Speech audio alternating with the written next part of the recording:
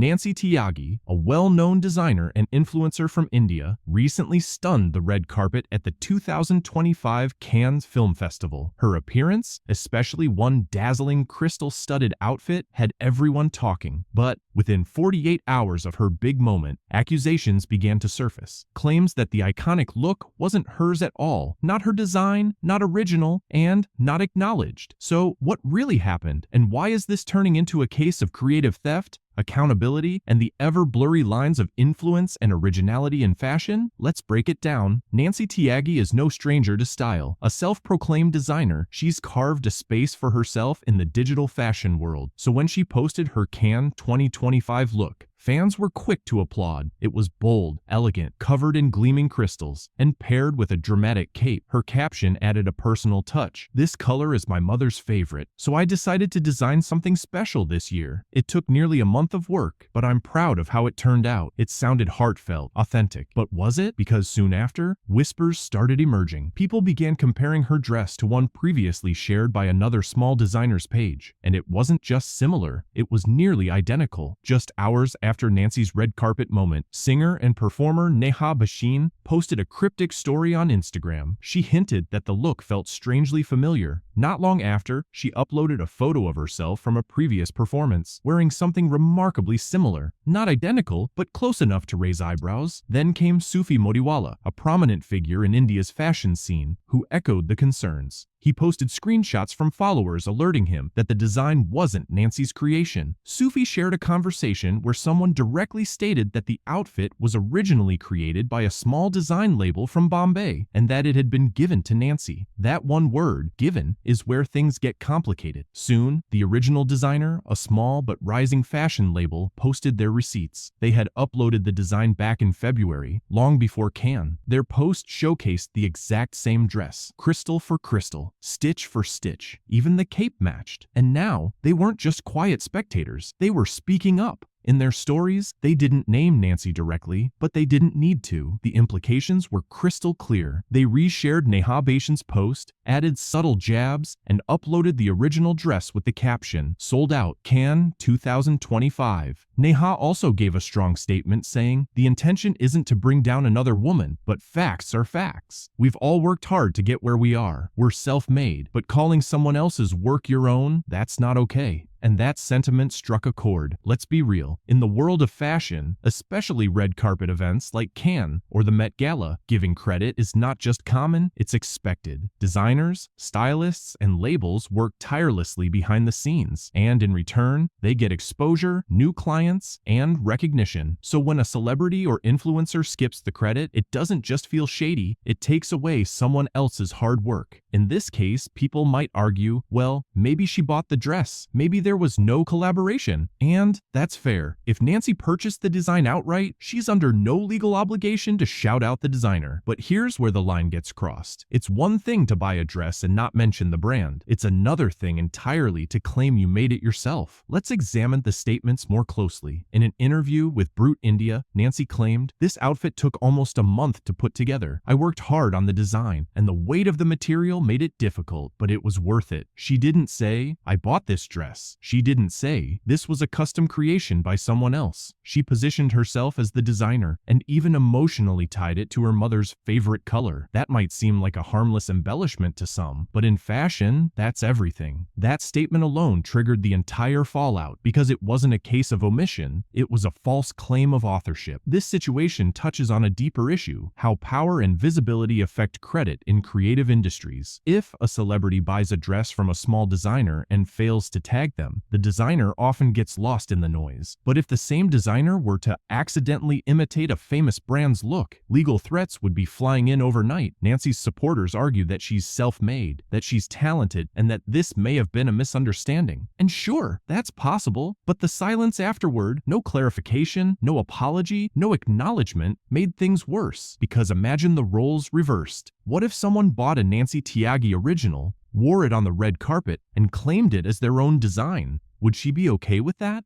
The internet wasn't kind, but it wasn't cruel either. Most people didn't want to cancel Nancy. They wanted honesty. In the comment sections of the posts surrounding the controversy, users wrote things like, "All she had to do was tag the designer. We like her work, but don't take credit for something you didn't make. This could have been a beautiful collab. Instead, it's a messy PR scandal. Many fans still support her, but they're disappointed because they followed her for her creativity, and now that authenticity is being questioned. To be clear, this doesn't have to be the end of Nancy Tyagi's reputation. Mistakes happen. Ego can get in the way. Public pressure can make people defensive. But what truly defines a creator is how they respond. If she comes forward, acknowledges the oversight, gives credit where it's due, and ensures it doesn't happen again, people will move on. In fact, they'll respect her more for it. The fashion world is brutal, but it also rewards accountability. Nancy Tyagi has talent, that much is certain. But being in the spotlight comes with a responsibility to your audience, to your peers, and to the people whose work supports yours. Cannes was her big moment, and instead of just celebrating it, she's now facing a credibility crisis that could have been avoided with one simple line: